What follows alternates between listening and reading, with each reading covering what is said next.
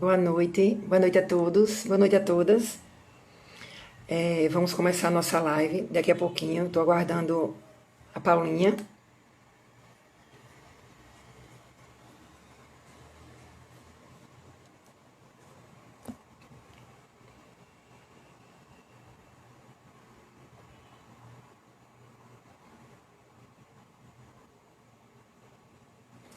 Olá, gente. Vamos fazer só uma pequena colocação da importância do Codim hoje nessa reestruturação que nós passamos há pouco.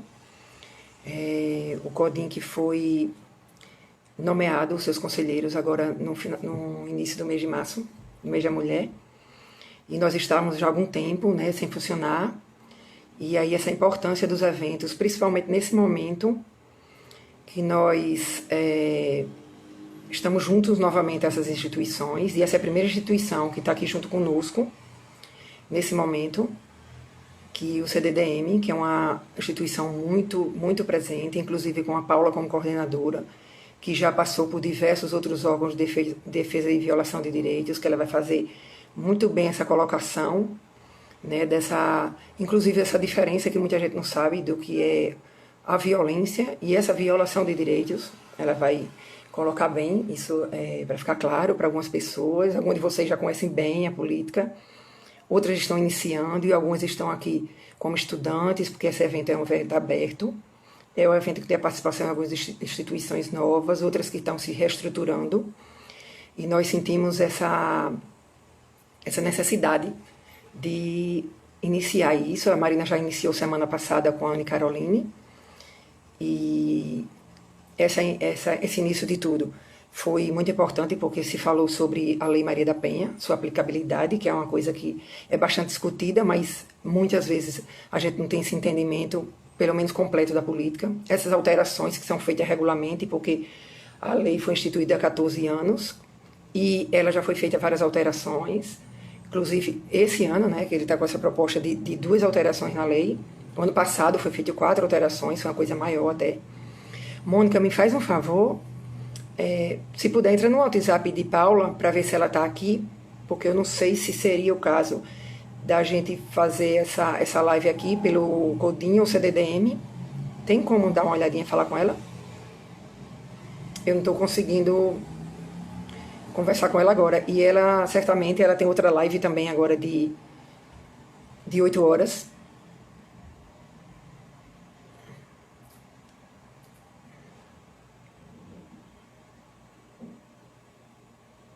Eu já convidei aqui, mas não estou aguardando.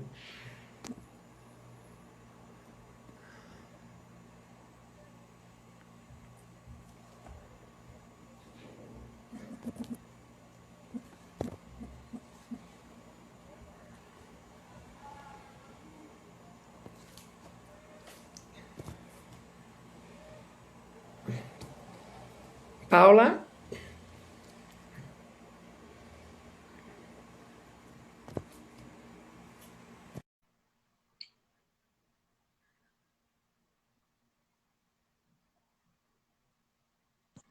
Ela já entrou, Mônica, está aqui comigo. Paula, está me ouvindo? Oi, tô ouvindo, tá me ouvindo? Eu estou ouvindo muito bem. Paula, Tá deixa eu me te dizer. ouvindo? Estou ouvindo muito bem. Mas está tudo claro, está nítido tudo? Tá bom para você assim? Eu não tô me vendo. Você tá conseguindo me ver daí? Estou conseguindo sim. Deixa Jó. eu ver. O que é que houve para eu não sentar me vendo? Deixa eu ver aqui.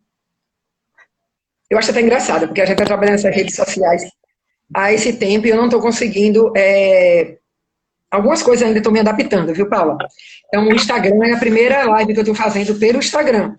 A gente já fez Met, Zoom, mas esse Instagram realmente é uma coisa nova para mim. Se você não se incomodar, você podia dar continuidade aqui, até eu tentar mexer aqui para não atrasar muito, já que tem essa outra live tua. Sim, Então, sim. assim, eu queria primeiramente agradecer a você, principalmente. Inclusive, eu coloquei aqui, porque a gente tinha essa extrema necessidade de iniciar esse processo. Claro, a gente iniciou semana passada com esse entendimento da lei, que é uma coisa que não se discute tanto, né? Todo mundo conhece bem a lei. Nós que trabalhamos a rede, mas ela não é tão divulgada e tão discutida nesses espaços de fala com as pessoas de instituição, porque isso aqui é um espaço aberto, que tem estudantes, né, tem várias categorias, não é um curso de capacitação, é um curso que está incluído toda a classe de mulheres, de pessoas, de homens também, que procuram e estão cada vez mais junto conosco para esse entendimento da política, e eu acho isso muito interessante. Então, assim, quando a gente foi discutir essas falas, primeiramente a gente disse assim, há necessidade de falar sobre a lei, mas a gente precisa muito estar presente junto às instituições, às ONGs, porque o Conselho, a gente já estava afastada há bastante tempo, e hoje nós estamos juntos mais uma vez, né? E isso fortalece muito enquanto política pública, não só no sentido de nós da rede que trabalha a rede direta, como a coordenação da mulher, mas enquanto conselho, né? Porque a gente está junto com essas instituições, essas ONGs, somando, e há essa necessidade. Porque quando a gente discutiu a lei, a gente diz assim, eu sempre me pergunto isso, e boto sempre essa colocação. Se nós temos uma lei que é considerada a terceira melhor do mundo, e se nós temos um país que é o quinto mais violento, há uma incongruência muito grande nesse espaço, e a gente precisa discutir isso, não é? Porque de que forma a gente está fazendo política pública, né? Isso me inclui enquanto coordenação, eu acho sistema jurídico, as instituições, enfim, é toda essa rede que compõe que nós trabalhamos. Então, vamos iniciar, né, porque a gente tem um período curto, o Instagram corta, né, com um determinado tempo, e eu queria fazer uma apresentação a você, porque eu sei que aqui existem pessoas que são grandes parceiros nossos, da Secretaria da Mulher de Recife, de Salvador, eu não sei se já entrou, não verifiquei ainda, mas que aí eu queria fazer essa apresentação, porque a maioria de nós já lhe conhece, mas existem pessoas também que estão entrando aqui, que me perguntam às vezes, eu já ouvi falar tanto dela, eu não sei quem é ela. Eu digo, meu Deus, se eu for citar o currículo dela aqui, eu vou passar pelo menos assim 10 minutos já falando sobre a quantidade de trabalho que a Paulinha já fez. Eu digo Paulinha porque ela é uma doutora, minha gente, mas acima de tudo, está aqui nessa luta com a gente há muito tempo. Então, eu vou fazer um resumo breve aqui. Ela é uma advogada, pós-graduada em Gênero e Direitos Humanos pela UFAL. Eu fiz um resumo. É mediadora e conciliadora, formada pelo TJ, qualificada pela Unesco. Desde 2018, especializou-se no atendimento às mulheres pela Presidência da República, foi vice-presidente da Comissão de Direitos Humanos da OAB Seccional aqui em Alagoas. Se eu tiver algum erro, você me corrija, Paulinha, por favor. Fez parte do Conselho Estadual do DH, aqui também em Alagoas, e do Conselho Estadual de Combate à Tortura aqui. Então, ela é especializada realmente nessa parte de violência que tange a mulher. Porque a gente sabe que quando a gente trata de mulher, a gente tem um ângulo gigantesco, e a gente vai trabalhar isso aqui nessa live, né? E a gente está trabalhando em cima desses recortes, que a gente precisa fazer esse espaço de fala dentro desses recortes. E hoje ela é presidente, ela é coordenadora geral do Centro de Defesa da Mulher, conhecido como CDDM, né, Paulinha? Então, eu vou deixar você à vontade com a sua fala, sempre destacando essas questões desse recorte. E, a princípio, lógico, sempre começa pela violência física, mas que tem sido muito discutida. Então, assim, se a gente puder focar muito na psicológica, patrimonial, viu? Fique à vontade, eu vou deixar você assim com esse espaço de fala, porque é importante a gente ouvir você nesse momento, viu? E agradeço e fique à vontade. Joia. Só queria que o pessoal falasse se está todo mundo me vendo ou me ouvindo, né, para eu poder... Porque eu não estou me vendo, mas seria bom se o pessoal falasse aqui, se todo mundo está conseguindo ver e ouvir, né? Sim, com certeza. Mônica, só dizer se as pessoas estão ouvindo, então... Vamos ver se alguém fala aí, né? Vou começar. Tá. Bom, quero agradecer, né, imensamente o espaço, o CODIM, a Karen respondeu. Obrigada, Karen. O CODIM é um conselho importantíssimo, né, para a gente aqui em Alagoas. A nossa grande questão é construir, né, essa política pública, nós enquanto ONG, costurar essa rede, né, que é cheia de lacunas e buracos, e fazer um grande mosaico para a gente poder trabalhar, né, essa política pública de combate à violência contra a mulher, de combate ao feminicídio, né, e também de empoderamento das mulheres através do trabalho, da educação e outras vias. Inicio sempre a palestra falando, né, antes de falar sobre violência e sobre outras questões, a gente falar sobre o nosso silenciamento, né? A forma com que nós, mulheres, fomos silenciadas durante toda a história, né? Todo esse tempo de história. E agora, durante a pandemia, emblematicamente, estamos sendo silenciadas, né, pelo isolamento, pelo aquartelamento social. E isso também tem refletido muito, Dani, nessa questão dos dados, né? A gente que já teve acesso a esses dados, tanto no âmbito nacional quanto no âmbito local, Maceió e Alagoas, a gente viu que os dados eles diminuíram, né? Pelo menos os dados oficiais nos mostram que houve uma diminuição da questão da violência, apesar do feminicídio ainda estar acontecendo e, de uma forma geral, ter aumentado. A questão das denúncias, houve uma diminuição. E isso, para a gente que trabalha na ponta, na prática, reflete o silenciamento e não o que está acontecendo de fato. Porque se houve mais denúncia, tem mais casos. Se houve mais procura dos serviços, tem mais casos. E por que que não está... e por que que esses casos não estão sendo registrados lá na frente? Né? Por que que não estão indo para frente? Então, vou começar com uma frase da Michelle Perrault, que ela tem um livro muito bacana chamado Minha História das Mulheres, e ela diz assim: nesse silêncio profundo, é claro que as mulheres não estão sozinhas. Ele envolve o continente perdido das vidas submersas no esquecimento, no qual se anula a massa da humanidade. Então, fomos silenciadas e estamos sendo silenciadas nesse momento. Mas, claro que existem muitas mulheres aguerridas e uma rede que, apesar de pequena, ela tenta se levantar o tempo todo, né? Através dos canais de comunicação, nós do CDDM nos reunimos com o UNFPA, que é o fundo, né, da ONU, para trabalhar justamente essa questão da violência e construímos juntos com outras ONGs do Nordeste uma carta, né, de referência para ser entregue ao Consórcio Nordeste. Entregamos essa carta com recomendações da ONU acerca das questões da defesa dos direitos das mulheres, né, e da coibição desses tipos de violência através de mais canais de denúncia, de mais acesso, durante esse período de pandemia. E também pós-pandemia, porque vem aí uma grande crise financeira e econômica no nosso país, que com certeza vai refletir na vida das mulheres, principalmente nas mulheres mais pobres, que é o nosso público, é o público da SEMAS também, acredito. E aí, isso daí gera muitas questões, né? Muitas discussões. Daqui para lá a gente vai ter muito o que discutir por conta disso. Quero lembrar da palavra misoginia, né? Que é o ódio ou aversão às mulheres. E é essa aversão ao contato sexual com as mulheres, o desprezo, o preconceito.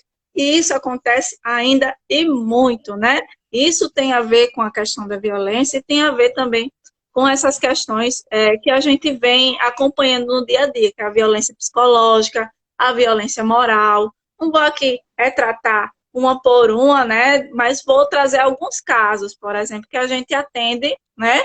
Que são casos comuns, né? Como, por exemplo, questão de rasgar documentos, destruir documentos. Quantas mulheres tiveram, durante esse período de pandemia, seus documentos destruídos? Tocar fogo nos documentos, né? Tocar fogo na casa, expulsar a mulher da casa junto com os filhos, né? Ou ir embora e não prestar nenhum tipo de apoio, né, financeiro para esses filhos. Então, deixa a mulher, né, numa situação de humilhação, de mendigância. Durante esse período de pandemia, a gente está vendo que as pessoas estão economicamente mais pobres, né, infelizmente. Principalmente aquelas que não tiveram acesso ao CAD único, porque também foi um dos problemas, né, essa questão do CAD único estar fechado durante o período de pandemia. Quem já tinha problemas, né, lá no sistema de documentação ou alguma pendência, não conseguiu receber o seu auxílio, e isso gerou para nós, terceiro setor, né, que somos as ONGs, a sociedade civil como um todo, uma grande mobilização para ajudar essas pessoas no seu sustento, sobretudo aquelas mulheres que vivem de faxina, né, que trabalham como diarista, as artesãs, né, aquelas pequenas artesãs, aquelas que vivem de pequenos bicos. E aí essas mulheres precisaram muito, né, desses serviços. Aí o que acontece? Dentro desse leque todo, a gente também precisa entender que na cidade de Maceió, né, eu vou me remeter a Maceió, já que a gente está no Codim, né, está com o pessoal do Codim, da SEMI, mas é importante a gente entender como é que foi durante esse período, né? Então, assim, a gente tinha um fluxo de 2, 3 ligações por dia, em média, né? Porque, claro que tem dia que é mais, tem dia que é menos.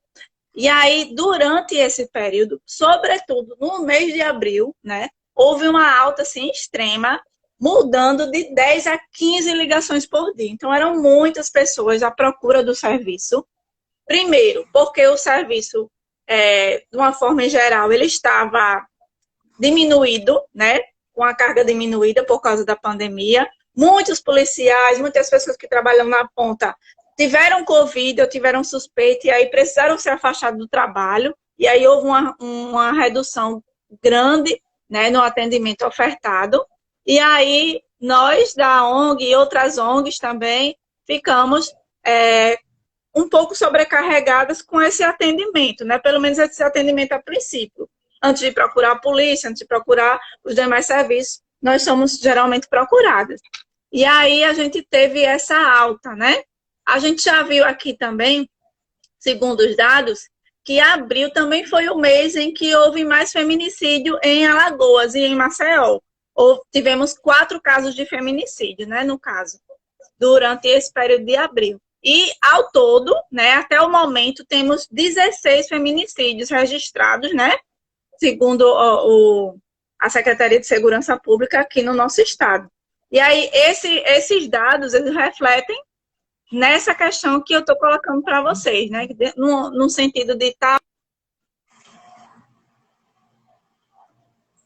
Travou, viu, Paulinha? Agora eu consegui me ver. Estou me vendo agora. Está travado. Finalmente. Ainda bem, né, Paula? Dá para só uma intervençãozinha, porque quando você citou aquela questão de abril, dessa alta da demanda de vocês, a gente percebe que foi exatamente quando o município houve aquela publicação e nós teríamos que nos afastar, porque foi uma lei maior nacional, que nós teríamos que nos afastar do poder público, e aí a gente entrou no sistema de adaptação, né, já que você faz a execução direta, e aí eu já falo como coordenação e não mais como conselho.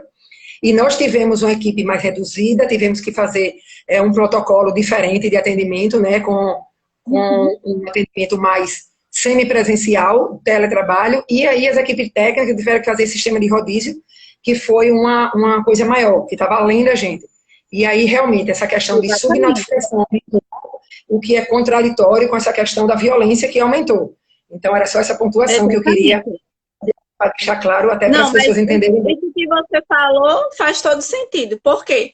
Como estava todo mundo muito preocupado com a questão da saúde, e com razão, né? A gente está vivendo um período que a gente nunca viveu antes, né? Uma pandemia. E é o mundo todo, não é só Alagoas, né? E aí as pessoas se preocuparam muito com essa questão de preservar, e realmente estava certo.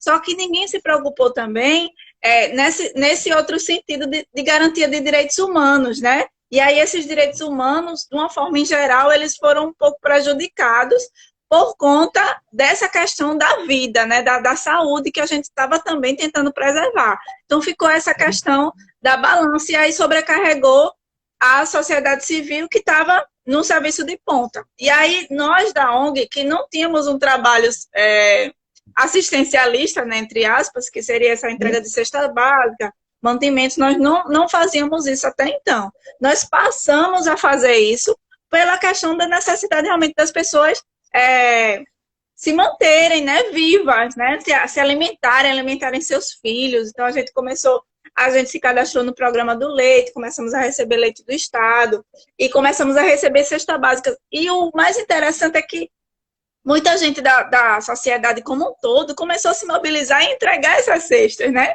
Porque a gente não tinha nenhuma pretensão de fazer esse trabalho.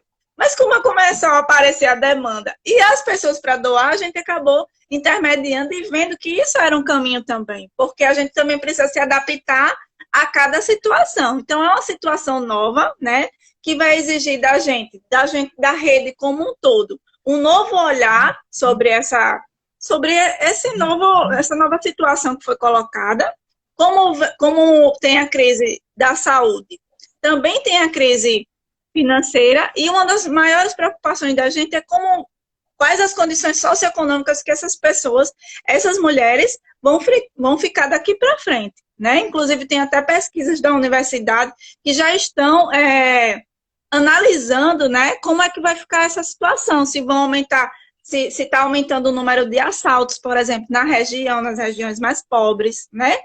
Se está aumentando o número de pessoas mendigando, né?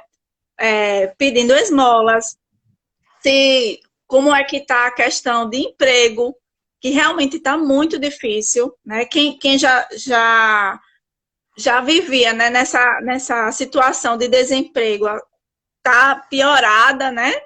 Porque não tem perspectiva, e a falta de perspectiva causa desespero e uma certa questão no atendimento psicológico tem crescido por conta disso, pela falta de perspectiva, né?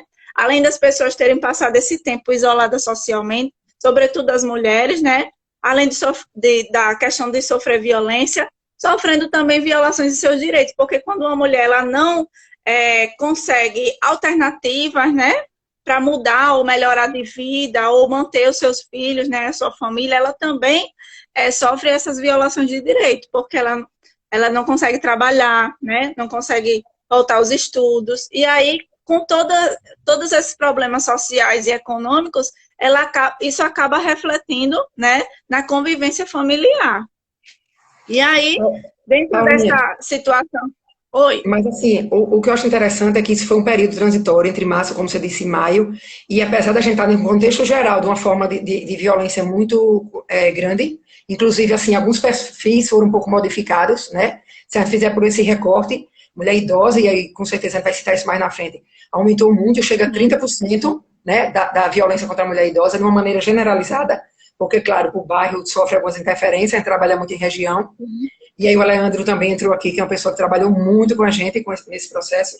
E a própria Secretaria da Assistência depois conseguiu reverter, e aí teve um trabalho muito constante junto com o Cadastro Único, que conseguiu recuperar isso e participar também nessa distribuição de cestas, que para a gente isso não é uma coisa tão boa. Para a gente é importante a acessão do mercado de trabalho e não assistência enquanto isso assistencialismo. Mas nesse momento é realmente necessário, a gente sabe dessa necessidade. Não tem alternativa. Não tem alternativa. Tem que fazer porque é pela sobrevivência das pessoas. Então, a gente também precisa se adaptar a essas novas situações. Quanto à questão da mulher idosa, né? O que é importante a gente ponderar? Geralmente, a violência contra a mulher idosa que a gente vê é a negligência, né? E não prestar o atendimento, não prestar os cuidados necessários, né? Quantas vezes a gente já atendeu também situações de, por exemplo, filho que bate na mãe idosa?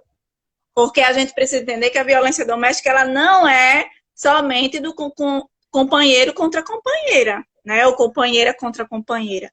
Ela também é de filho para mãe, né? Ou o filho que detém o cartão, por exemplo, da Previdência da mãe do INSS, e aí gasta da forma como que quer, né? Faz empréstimos, fazendo com que aquela idosa que muitas vezes já trabalhou a vida toda, que está ali precisando, né, de remédios, da sua manutenção, através do seu cartão de salário, ela acaba ficando, né, numa situação, muitas vezes, de mendicância também, né, de necessidade, fazendo vários empréstimos sem poder pagar. E aí o salário fica bem reduzido.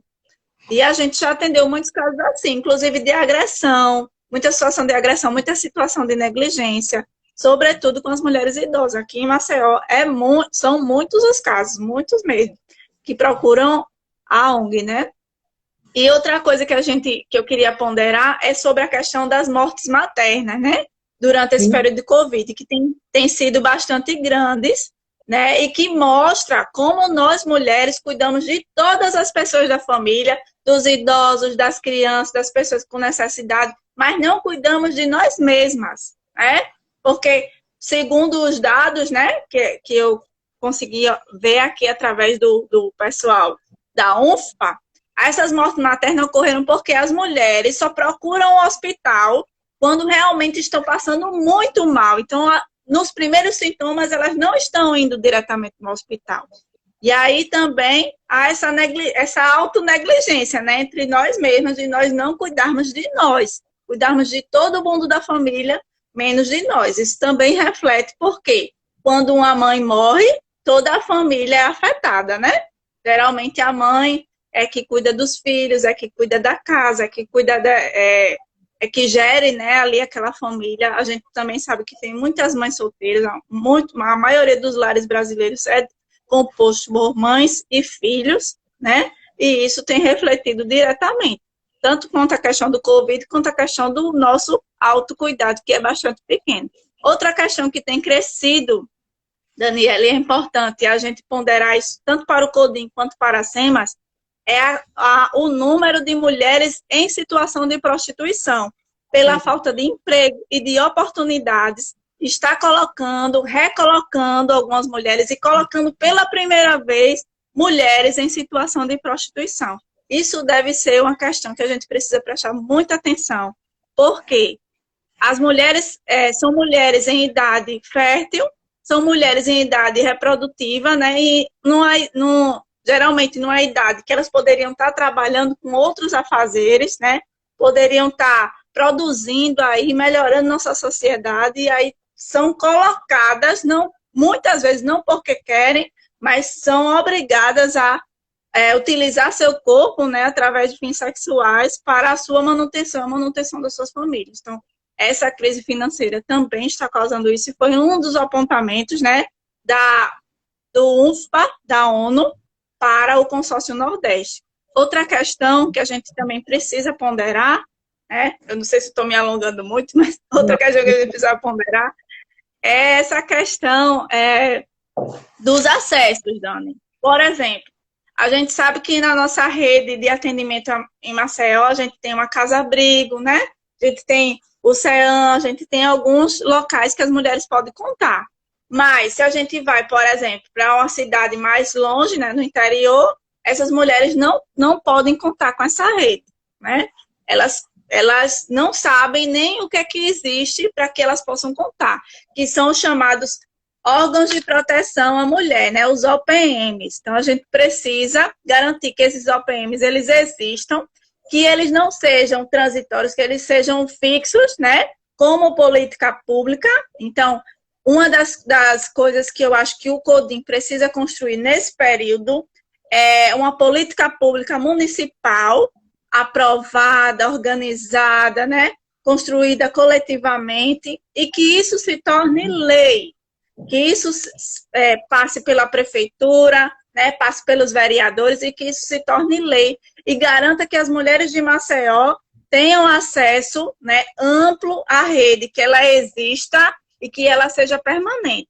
Porque um dos maiores problemas para as mulheres nesse período todo é não ter acesso a uma rede permanente. Então, você tem, por exemplo, um local que atende as mulheres, chega no outro governo, aquele local já não existe, não tem mais os profissionais, né? E aí, cada um vai construindo de uma forma aleatória. E isso não é bom. E isso não é o que a Lei Maria da Penha nos garante. Ela garante que a gente tenha e construa essa política pública. Então, é preciso discutir isso junto com o CODIM, com a coordenação, né, do município, com a SEMAS, enfim, com todos esses atores. E aí, um dos apontamentos, né, que esse documento faz é acessibilidade.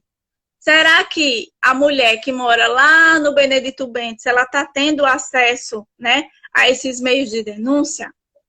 Como está chegando essa acessibilidade a ela? Ela está sabendo que existem canais de comunicação, que é o 90, o 80, que a patrulha pode atendê-la, né? Que ela pode fazer um boletim de ocorrência online. Outra pergunta, será que as mulheres... Paula, será que eu tiro você da sua continuidade da sua fala? Porque assim, isso aí é interessante, às vezes, que a gente fala por hora.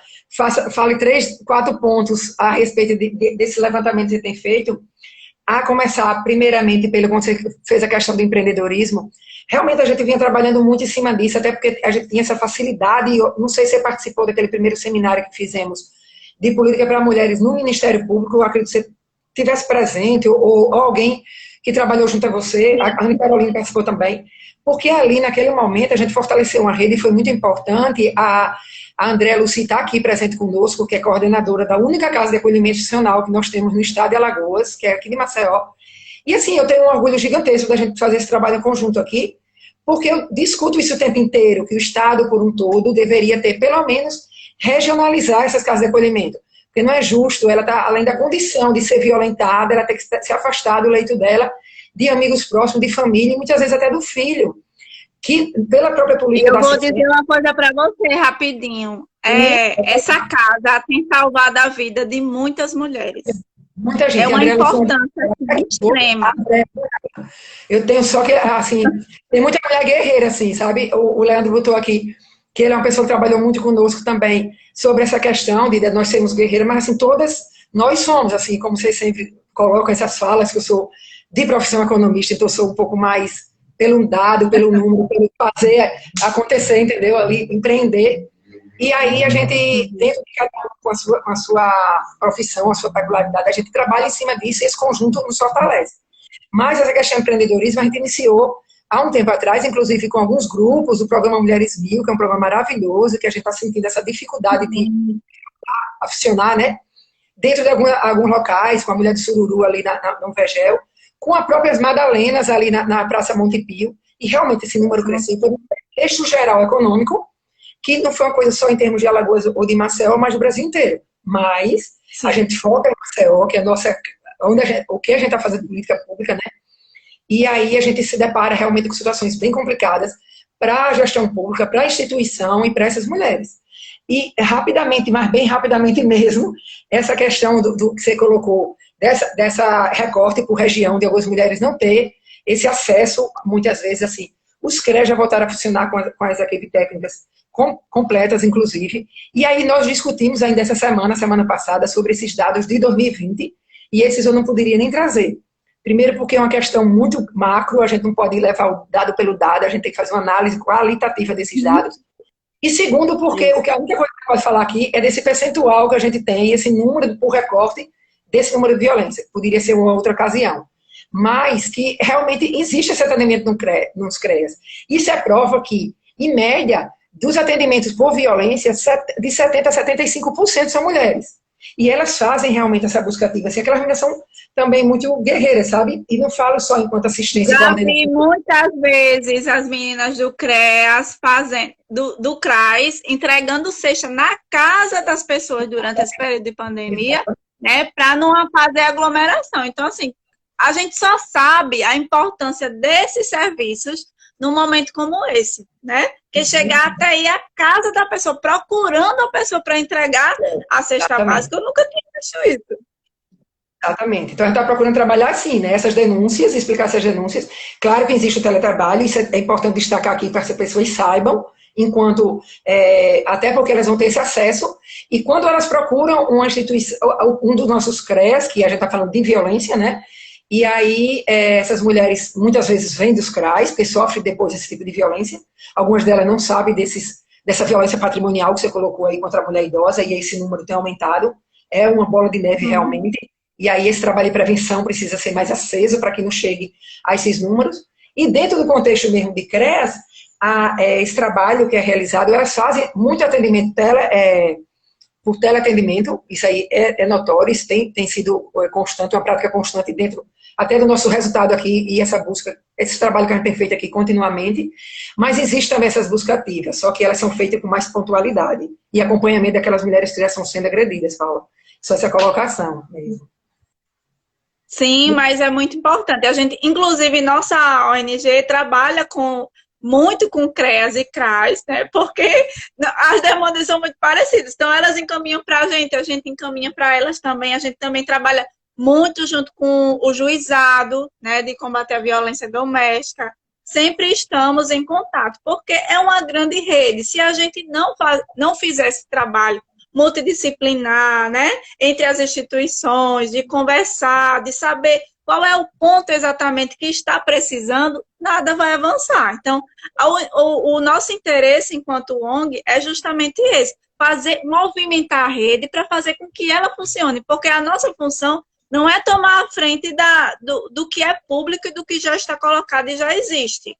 Não é esse o objetivo, né? Porque se tem CREAS que faz o serviço, se tem CRAS que faz o serviço, se tem juizado, se tem delegacia, nós não vamos tomar a frente disso. Nós queremos que esse serviço funcione e funcione de forma ampla, né?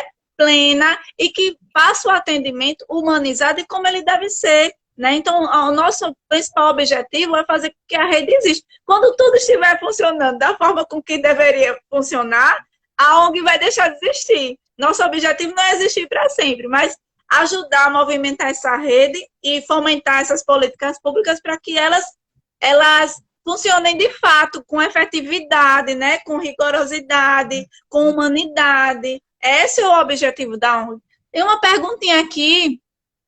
Eu vi uma pergunta aqui. Lê aí, que eu não estou conseguindo. Vou ler para você, eu acho que essa é a mesma pergunta, vê se é essa aí. Como está sendo nesse processo de tempo de pandemia, o processo restaurativo emocional da mulher que sofre violência? E aí é sua área mesmo, né, Paulinha? Então, tem sido um pouco difícil, né? Nós não podemos fazer ainda o atendimento presencial, então foi outra coisa que a gente precisou modificar durante esse período de pandemia, que foi colocar o atendimento online, né? Que antes também não podia. E as psicólogas, hoje nós temos 5 psicólogas. Essas psicólogas, elas atendem, né? Fazem o atendimento online. Agendado e tudo organizado, mas tem crescido muito, muito mesmo a quantidade de pessoas, né, procurando esse tipo de serviço.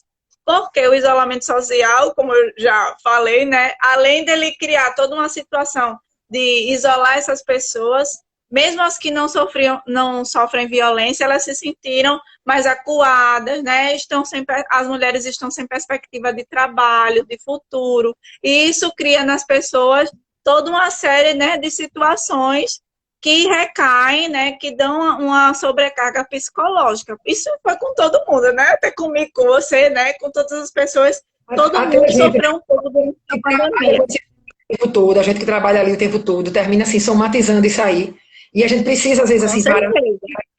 E esse apoio que a gente tem uma outra para continuar, né? É um trabalho muito difícil, assim, prazeroso, mas muito difícil.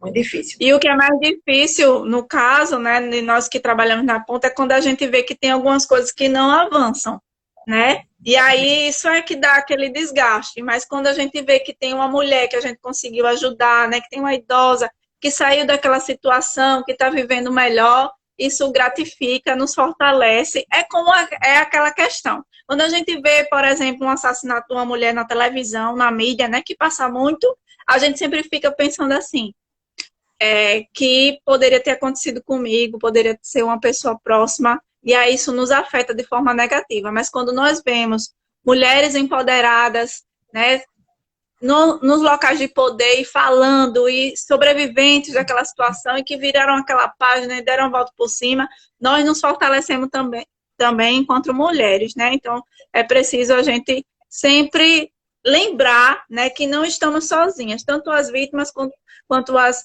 que estão na ponta fazendo esse trabalho, nós não estamos sozinhos. Exatamente, Paulinho. Então, assim, mais uma vez eu vou fazer uma interferenciazinha, porque, assim, as pessoas às vezes me perguntam, e essa pergunta não está nem aqui nessa live, mas durante esse processo, esse mês, que a gente dá essa ênfase, essa visibilidade maior a essa violência. A gente sabe que trabalha isso o ano inteiro, que está aqui sempre fazendo essa fala, quer ser em rede, e como eu disse anteriormente, nos seus diversos postos. Porque a gente tem pessoas excelentes, como Elaine Pimentel, Caroline, que estão fazendo esse trabalho, a Maria Araújo, que é uma pessoa que não participou junto conosco, pelo menos esses dias, assim, nesse processo, ela não pôde, mas, assim, é uma pessoa extremamente competente, que trabalha, assim, também com muita luta, né, em defesa dos direitos, e faz esse trabalho dentro da Universidade Federal de Alagoas, junto com a Elaine Pimentel também, né, em áreas diferentes, distintas. Ela é professora de assistência social, a Elaine de direito. Então, a gente tem, assim, essa oportunidade, digamos, de ter essas pessoas que levam essa teoria né, do que é o feminismo para essas estudantes, para que elas multipliquem essas ideias e tragam para nós também. Como temos que ter esse momento de ponta, né, do que a gente vivencia, assim, diariamente, dentro das instituições, espaços públicos ou privados, né, mas que trabalham essa política que tem crescido muito no sentido que eu costumo dizer de visibilidade, né, porque eu recebi, deixa eu ver se está aqui, um dado essa semana para pedir para analisar, né, para dar uma olhadinha. E aí eu vou botar para você, só para você ver assim, ó, nesse recorte da criança e adolescente, igualdade racial, público LGBT, pessoas idosas e outros, nós vimos que de 2011 para cá, ele tem crescido muito, assim, ó. E a proporção, e engraçado que em Maceió, pegando o nosso público que nós atendemos enquanto assistência social, porque a rede não funciona aqui só como assistência social, né? Nós temos a justiça, a defensoria, mas eu estou focando um pouco o SEMAS, porque a realidade hoje da coordenação da mulher está ligada a esse público vulnerável, o recorte da gente é muito mais amplo, porque a gente pode ter essa violência contra a mulher numa classe mais alta, mas nunca não chegou nenhuma denúncia, não sei se chegou a você. E aí, como trabalhar também essas mulheres para que elas, né, compreendam essa necessidade da denúncia e essa necessidade também de saber dos seus direitos, porque muitas vezes são pessoas totalmente esclarecidas, mas que evitam, né, fazer essas denúncias por diversos motivos, não quer se expor, muitas vezes.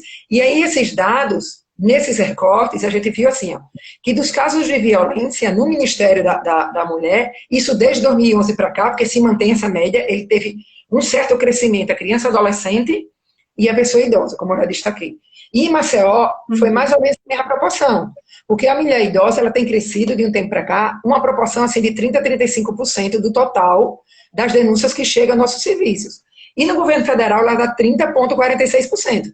E aí, assim, se você quiser fazer esse recorte, criança e adolescente 54,59%.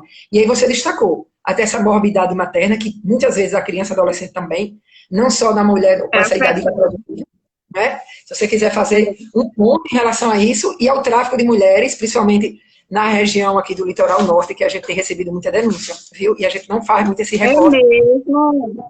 Para mim é novo essa questão desse dado, porque nunca mais eu tinha falado.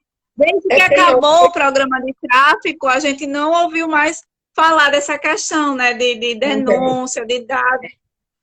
Há muito tempo que eu não ouço falar. Inclusive, eu vou até conversar com você depois sobre essa questão, para ver, né, o que a gente pode fazer.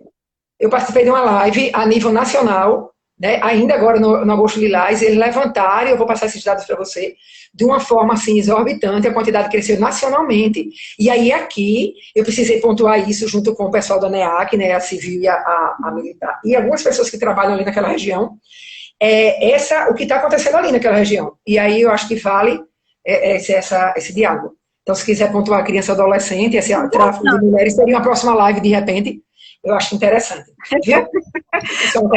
Então, essa questão de criança e adolescente, a gente precisa fazer uma live só sobre isso, porque como são questões muito específicas, né, e a gente sabe que por conta também desse caso, né, da menina Beatriz, isso reacendeu várias questões, né, na nossa discussão, enquanto questão da mulher, enquanto questão de criança e adolescente, enquanto falta de política pública e vigilância, né, nesse sentido, porque muita gente só vê, é como um grande iceberg, né? A gente só vê o que está de fora, que é já a morte e o estupro, né? Que é a violência física, que é o visível. Mas a gente não vê o que está por trás, ali embaixo da água, né? Que vem a exploração, que vem, né, o abuso, né? E muitas vezes a gente sabe que os próprios pais e mães acabam fechando os olhos para algumas situações assim. E a nossa sociedade também, né? Porque a gente tem a mania de dizer que não vai meter a colher, porque não é nossa família, porque não é com a gente. Né? E aí, essa discussão da menina Beatriz acaba reacendendo tudo isso que todas as vezes a gente fala, né? Tanto a SEMAS, quanto o CDDM, quanto os outros órgãos, o Ministério Público, sempre fala sobre abuso e exploração, mas as pessoas fecham os olhos, né? E acham que nada está acontecendo. E a gente só vê os casos Aí, quando já está na mídia, quando já é morte, quando já é estupro, quando já está extremo. Aí, uma coisa que a gente tem observado também é que essa questão das denúncias, e inclusive foi uma coisa que apareceu muito durante essa pandemia lá na ONG, foram os casos, né, de violência sexual contra meninas, né? Como a gente só trabalha o público feminino, acaba aparecendo mais, né? Mas claro que teve um crescimento, né? Na verdade, nos dados estatísticos não houve crescimento, sabe, Dani? Mas na Uhum. prática, quem trabalha na ponta sabe que houve. Só que pelo silenciamento, pelas pessoas acharem que o serviço não estava funcionando, acabou que foi muita coisa abafada. Por isso que eu digo, a pandemia ela afetou diretamente os direitos humanos, os nossos direitos humanos. Por quê? As pessoas achavam que o serviço estava reduzido, que não podiam sair, não tinha ônibus para se deslocar, né? Não tinha. As pessoas ficaram se sentindo de uma forma tão sufocada e tão abafada que elas não foram atrás dos seus direitos. Porque também a gente sabe que para ir atrás desses direitos é uma via crucis.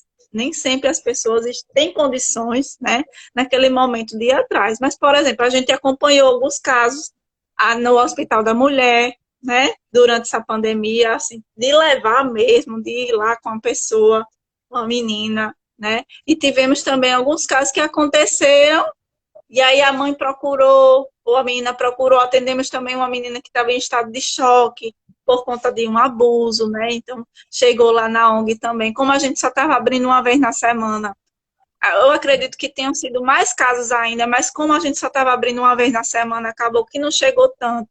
Então, isso foi uma questão que foi muito afetada durante esse período. Muito afetada. Só que o nosso atendimento era online, né? Então nem sempre a gente pôde fazer esse trabalho de acompanhar.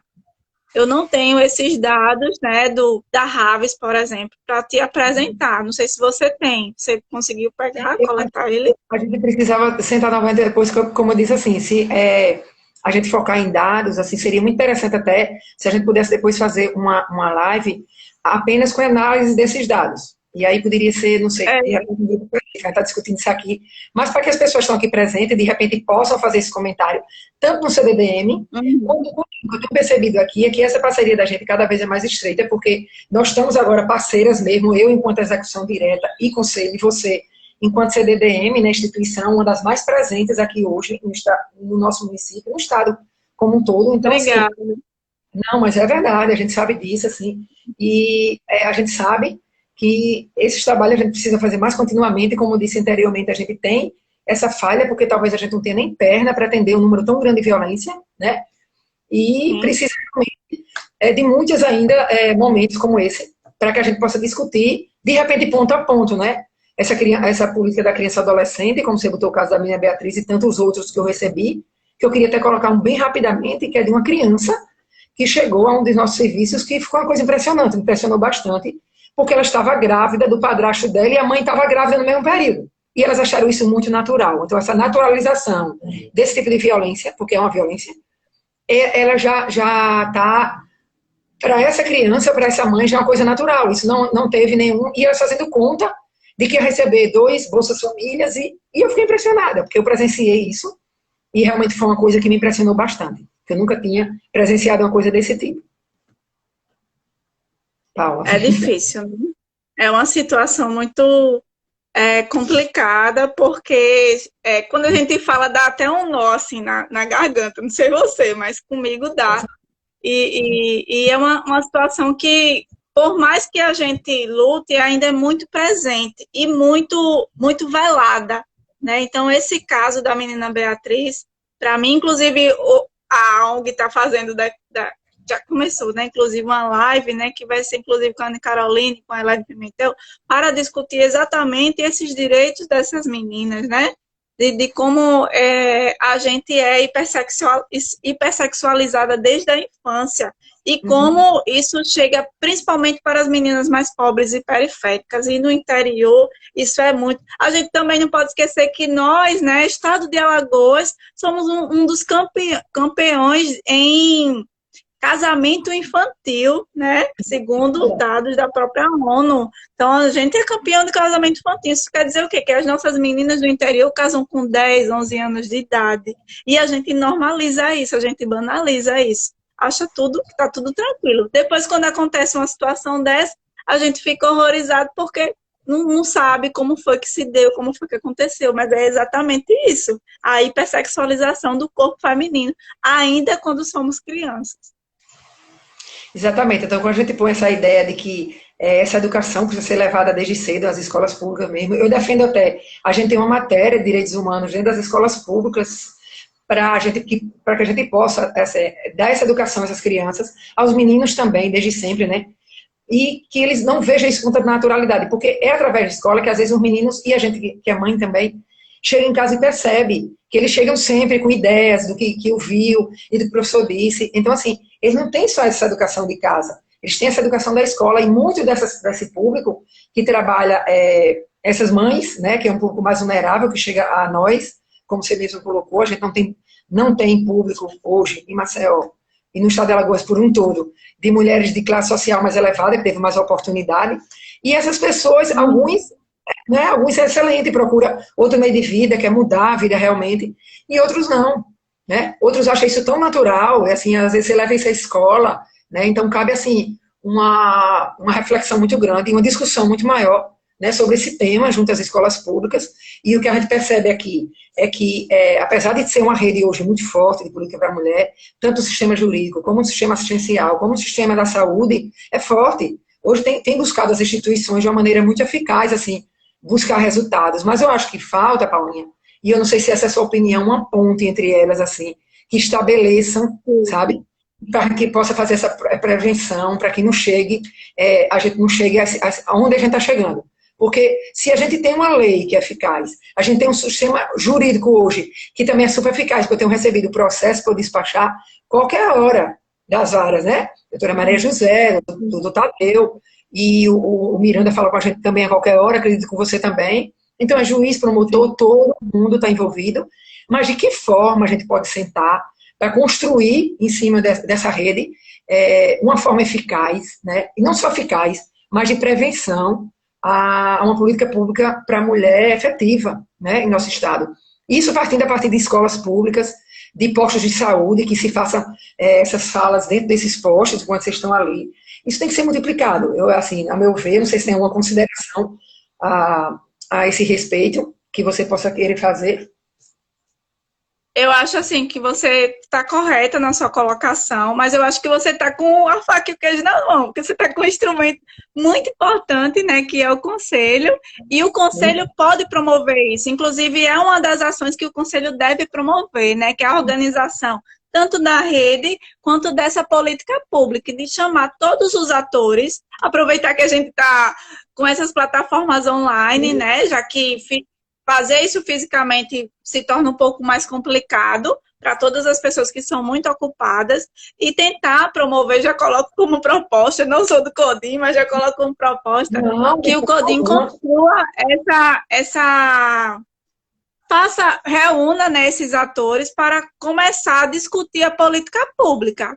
E aí pode ser de forma parcelada por tema, né, estabelecer uns 4 temas, 5 temas, enfim, e lá na frente tentar organizar isso, né, de uma forma que dê para pontuar isso num documento e formalizar realmente lá na frente através de um seminário que possa ouvir também a sociedade civil. Mas eu acho que, a princípio, deve reunir esses principais atores e atrizes que fazem parte dessa rede, né, para começar a construir uma política pública sólida para o município, porque nós não temos. Nós temos políticas, nós temos atividades pontuais, né? Casa-abrigo, né? Rede de justiça, sei lá, uma casa que faz acolhimento. Cada uma nas suas caixinhas. Oi? Cada uma nas suas caixinhas. Exatamente. Aí precisa pegar todas essas caixinhas, pegar uma caixa grande, né? Colocar todo mundo dentro, né, e construir isso escrevendo mesmo e pontual. Essa é a política pública que a cidade de Maceió está construindo. Se não der para fazer isso de uma forma só, pode fazer com várias reuniões, né, parceladas, dividindo por tema, e cada reunião chamar um especialista para isso. Né? Mas aí vocês decidem como é que vocês vão fazer. É minha sugestão. Sim, mas aí eu já vou aproveitar para colocar para você que, na realidade, a Marina devia estar aqui fazendo essa colocação, ela deve ter essa oportunidade, aqui eu estou aqui, né, participando dessa... Ela está falando aqui, ela escrevendo. Tem que interligar, ela está falando. Eu não estou ouvindo, mas eu vou fazer só uma adiantada aqui para dizer a você. Porque, veja bem, a gente constituiu o conselho, eu acho que foi uma semana antes da decretação da pandemia. Então, ficamos assim, um mês realmente um pouco isoladas. E aí, como voltamos a fazer essas reuniões, que foi em junho já, não, maio, ficamos abril sem, maio já foi a primeira reunião, e aí a partir de maio, a Marina está falando que é legal, e é isso mesmo, e a partir de maio, a gente já começou a trabalhar, né, em cima disso, e aí, assim, em questão de eleição, que já foi feita a nova mesa diretora, já foi feita a eleição, a gente já entrou naquela fase de processo e de estatuto para ser aprovado pela prefeitura, que a Marina já está com essa área de legislação, já está também super bem encaminhada lá na frente, ela depois vai colocar aqui para vocês, provavelmente ela daqui a pouco faz uma pontuação. Eu fiquei com a área de planejamento, e eu achei muito bom ter contemplado isso, porque a gente está trabalhando em cima, dentro dessa perspectiva dividida em comissões, da área que cada um atua com maior, assim, efetividade, no caso meu, que sou economista como profissão, ela, no caso, que fez direito, para ela é excelente a legislação, para mim, de planejamento, e assim, eu tenho um amor gigante para essa parte de empreendedorismo, acho que tudo parte disso, não é só isso que vai fazer uma mulher ser independente, saber o lugar dela, mas eu acho que essa forma de quando você se torna independente financeiramente, eu acho que é um grande passo. Muito. Então, assim, lógico que o planejamento não faz só por isso, a gente está construindo isso, está uma construção, assim, incessante, a gente está tendo reuniões semanais, às vezes até mais, às vezes, mesmo num montante, assim, de live que a gente está atendendo, assim, quer seja pela coordenação, Marina está conselho, mas também é política social, eu estou conselho, mas também sou coordenação da mulher, de um município do tamanho de Maceió, que está hoje ainda a nível mas passo a passo a gente está conseguindo, está a nível ainda de coordenação. Então, assim, eu acho que é um processo em construção. E quando você falou das instituições estar perto da gente, para mim isso é uma coisa maravilhosa, porque vem a somar. A gente não está fazendo isso sozinha, o que também não sobrecarrega o poder público. Que e pode chamar a gente quando precisar, pode chamar, e nós estamos à disposição. Se fosse você, eu nem sei. Então, assim, eu vou adiantar, finalizar, se você quiser fazer algumas considerações finais, porque eu sei que você tem outro tempo, né? O tempo, né? E aí acabando o tempo, vai fechar. Tá. Então, eu só quero agradecer, né? Dizer que a gente está à disposição para o que precisar. Estamos nesse barco todas juntas, tentando construir, né, a política pública para o atendimento às mulheres de uma forma em geral, com a especialidade da questão da mulher vítima de violência, mas das mulheres de uma forma em geral. E deixar uma frasezinha nessa para finalizar, da Simone de Beauvoir, que é uma frase que motiva muito também, que ela fala assim, que nada nos limite, que nada nos defina, que a liberdade seja a nossa própria substância, já que viver é ser livre. Porque alguém disse, e eu concordo, que o tempo cura, que a mágoa passa, que a decepção não mata, e que a vida sempre, sempre continua. Então, vamos continuar lutando, porque é o que a gente acredita, numa sociedade melhor e livre de violência. Obrigada. Paulinha, obrigada a você. Nossa Senhora, assim, é um prazer enorme receber você aqui. Enquanto coordenação, depois a gente precisa sentar para fazer um mapeamento de repente institucional. Eu tenho esse mapeamento institucional que foi construído dentro da vigilância assistencial da Secretaria da Assistência. Temos também dentro da rede, da educação, da saúde, eu acho que dentro desse contexto de mapeamento, para a gente fazer essa análise de cada recorte, para a gente possa fazer um trabalho mais integrado, como a Marina também bem colocou aqui. Não só juntando nós duas, mas ao conselho. Já estou vendo aqui 27 segundos para acabar. Então, me despeço aqui a todos, agradeço a presença de quem esteve, e que fique certo que, assim, o Codim pode contar com a gente, na coordenação também, e se quiser deixar algum recadinho lá, pode deixar. todas juntas. Tchau, viu, Paulinha? Tchau, gente. Obrigada, obrigada. Tchau.